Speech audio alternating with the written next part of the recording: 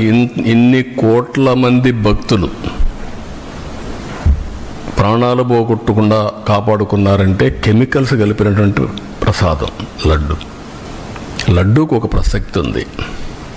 వెంకటేశ్వర స్వామి ప్రసాదం ఎన్నో దేవాలయాల్లో ఎంతోమంది కూడా ప్రయత్నం చేశారు దీన్ని రిప్లికేట్ చేయాలని, ఎవ్వరూ చేయలేకపోయారు.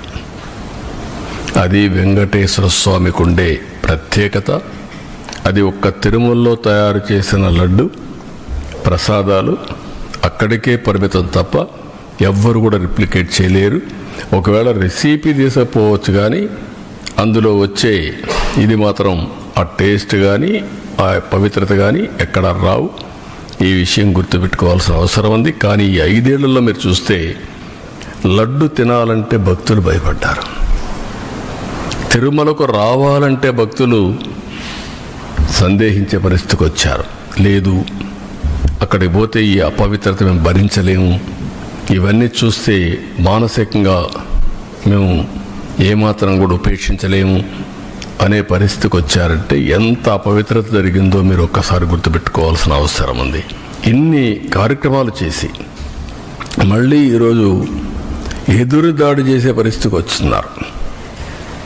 అంటే దీన్ని కూడా డైవర్ట్ చేయడానికి ఎప్పుడు కూడా నేరస్తులు చేసే పరిస్థితి ఏంటంటే ఒక ఇష్యూ వస్తుంది, దాన్ని డైవర్ట్ చేయాలి. దాన్ని డైవర్ట్ చేయడం, లేకపోతే ఏదో ఒక విధంగా దాన్ని స్తంభింపజేయడం, ఇది ఒక పద్ధతి ప్రకారం పెట్టుకొని చేస్తున్నారు.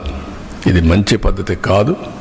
మళ్ళీ అప్పీల్ చేస్తున్నా రాష్ట్రంలో ఉండే ప్రజలందరినీ, మేము ఒక సాధారణ భక్తులుగా ప్రతి ఒక్కరికి తెలియజేసే బాధ్యత మాది.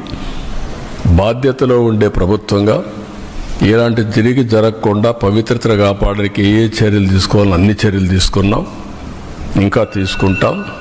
అదే మరి దోషులను కూడా అన్ని విధాలా శిక్షించడానికి అన్ని చర్యలు తీసుకొని ముందుకు పోతాం. ఇది బ్రీఫ్గా.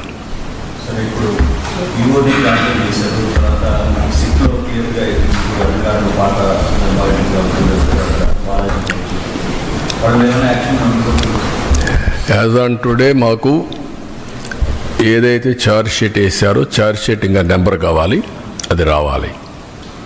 అదే మరిగా మాకు యాక్షన్ తీసుకోమని ఒక రిపోర్ట్ పంపించారు సిబిఐ.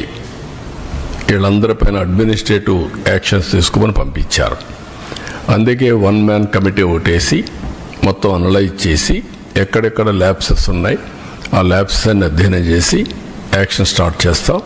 అవసరమైతే కోర్టులో కూడా ఇంకా ఏదైనా అడిషనల్ ఇన్ఫర్మేషన్ ఉంటే సబ్మిట్ చేస్తాం.